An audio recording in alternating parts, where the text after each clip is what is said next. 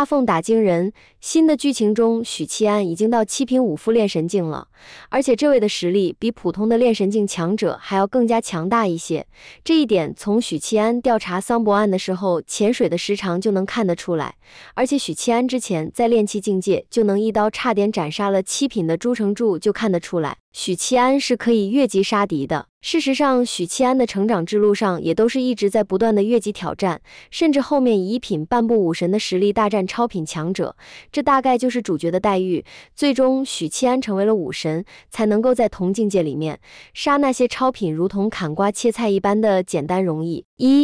气运，自出生后便被其父许屏风当成气运容器注入了大凤王朝半数国运，效果体现为运气极佳，每天捡钱等。后机缘巧合得到了道尊遗留下来的古代大梁王朝国运，气运进一步加强。经钟离以乱命锤开窍后，在大凤境内可集结众生之力。大劫降临前夕，与怀庆双修获得大凤几乎全部国运，达成了晋升武神的前提条件。2. 境界，武夫超品武神，自身凝聚了足够的气运，得到九州世界百姓和天道的认可，成为守门人，可以撑起一片属于自身的领域，领域内任何规则都会失效，身体自成一界，不受规则束缚，万劫不磨，万法不侵，拥有斩杀超品之力。蛊师3品，吸收了极渊内浓郁的蛊神之力后，7绝蛊晋升至超凡之境。蛊虫覆盖半个脊椎骨，7根节肢就像7根肋骨。天蛊、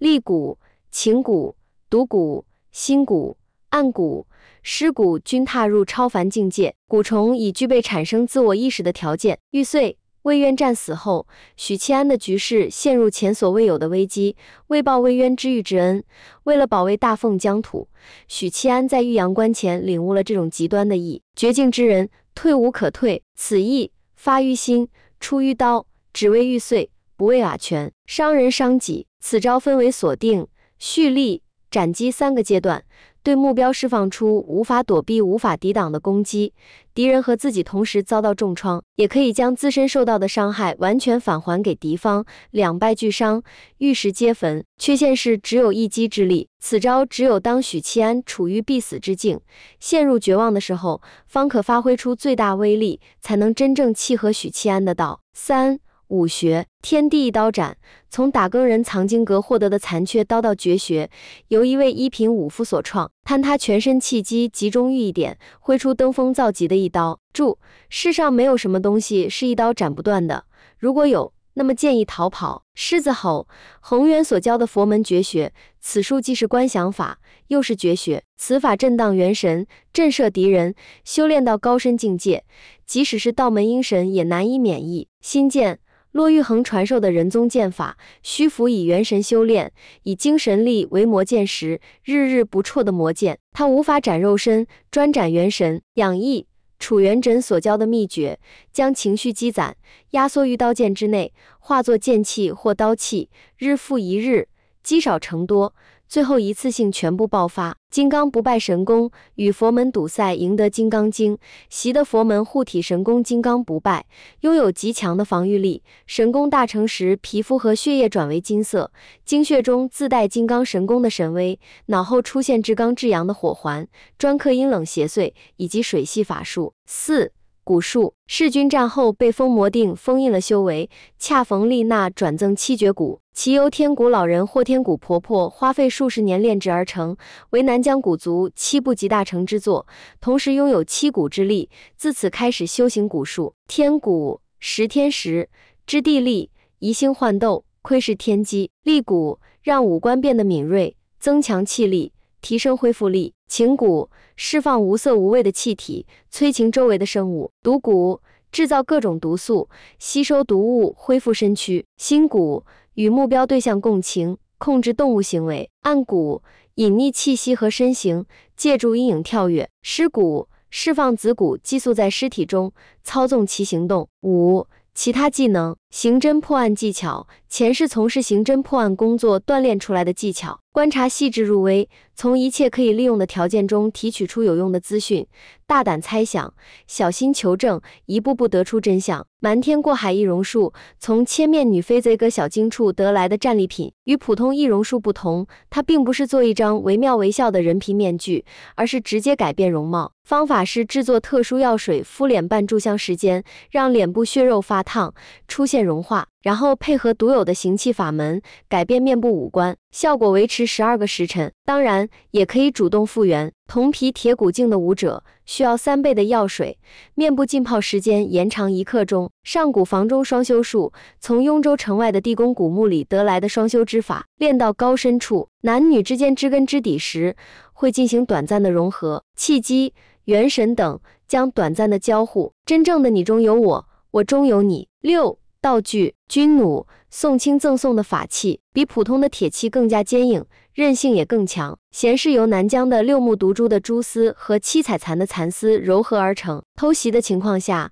它能击破炼气境5副的护体真气，不包括炼气境巅峰。弩上刻印的阵法会增幅箭矢的威力，对炼神境高手造成威胁，但只能使用3次，之后阵法就会消散。护心镜，宋清赠送的法器，材质很普通，真正珍贵的是刻制在上面的阵法，可以抵挡炼气境高手的全力一击，承受6次，炼神境高手3次，铜皮铁骨镜1次。石骨灼心，宋清赠送的毒药，将其涂抹在箭矢上，能要了炼神境高手的命。对铜皮铁骨镜无效，因为箭矢根本无法穿透对方的皮肤。铜锣、银锣，打更人配备的制式法器，作用有2个。1. 绑在胸口能充当盾牌，护住要害，可以抵挡炼神境高手的全力一击。2. 敲击锣面，震荡音波，能动摇敌人的精神，产生眩晕、头疼等负面效果。地书碎片3号，金莲道长赠予的道具，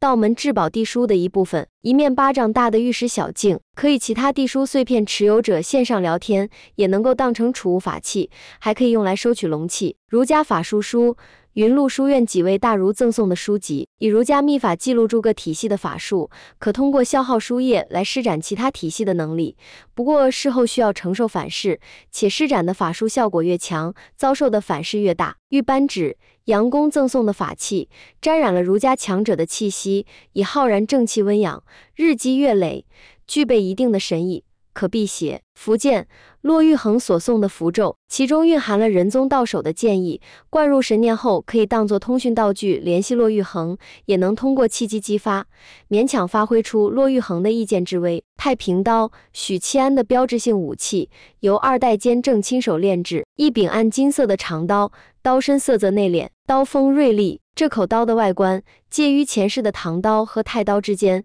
比唐刀要弯曲，比太刀要直，刀身修长达4尺，低调奢华内敛，但又很炫酷。经9色莲子开启灵智后晋升至绝世神兵，许七安为其取名立命。靠近刀柄的刀身位置刻着太平2个字，与天门融合后刀身遍布树状的扭曲的纹路，觉醒成天道守门人的凭证，晋升为天下第1神兵，能轻易斩杀超品，具有斩断世间一切规则的能力。镇国剑，大凤凰是历代相传的至宝，开国高祖皇帝的佩剑，常年供奉于永镇山河庙中，镇压大凤国运，后来成为许七安的专属兵器。一把造型古朴的青铜剑，剑脊烙印住古老的花纹，剑身裹着一层淡金色的宛如薄膜的光。据史记载，此剑采崖山黄铜所造，剑身花纹犹如龟甲，故而有传说，此剑是桑博神龟赠予高祖皇帝，300年来位列名剑谱排行第1。原本属绝世神兵行列，受国运加持600年，蜕变成了法宝，专破5副肉身，具有持续磨灭生机、阻遏伤口恢复的特性。龙牙，500年前大凤凰氏一脉的至宝，顺位继承人的象征。许七安击杀姬迁后将其缴获，一根微微弯曲的牙，有点像袖珍版的象牙，洁白的表面刻住密密麻麻的符文，可以击毁龙脉之灵。儒圣刻刀，云麓书院至宝之一，儒圣用来著书立传的工具，一把古朴的黑色的刻刀，非凝聚人间大气运者不可用，可以破解佛门法相，摧毁道门元神，还能代替施术者承受儒家法术的反噬。当年诞生灵芝后，欲教儒圣写书，结果被封印，后来由赵守解封，告知了众人晋升武神的条件。亚圣儒观，云麓书院至宝之二，儒圣的弟子亚圣之物，一顶样是古朴的儒观，同样需要大气运者才能发挥出其作用，可以增幅儒家法术的威力，并且代替使用者承受法术的反噬效果。当年诞生异识时，恰逢亚圣被儒圣训斥，获赠君子慎言贴，因此器灵自从觉醒后便没有说过一句话。浮屠宝塔，佛门的至宝，原主为法济菩萨，许契安于雷州三花寺获得。此塔白墙黑瓦，足有100米高，塔身却只有3个窗户，象征住3层楼。此外，塔门是暗金色的，宛如黄金铸造，没有门环，没有钥匙孔，紧紧封闭住。塔内共有3层，第1层有不杀生戒律，3品以下任何体系的修士收入其中就无法妄动干戈。第2层立着36尊金刚法像，称为镇狱，可镇杀2品高手。对敌时，法宝主人可调动镇狱的力量，压制敌人。第3层有塔灵老和尚，还有2尊金身，是法济菩萨修行的大智慧法相和药师法相，有原法相7成的力量，可启智，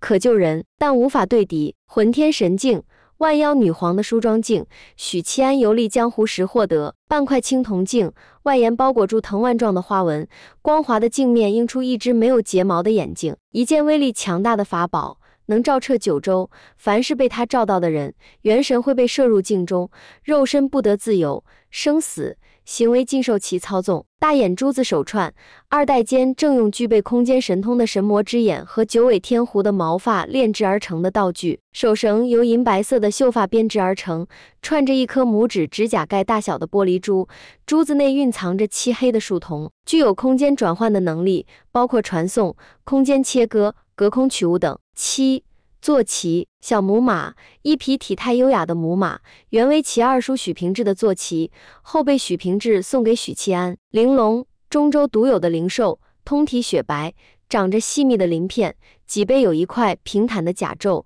体长3米，腹生利爪，性格温顺，相传是古时候人皇的水中坐骑，自带旺气术，喜食人间紫气，故而被历朝历代的皇室养在宫中，寓意紫气东来，人族正统。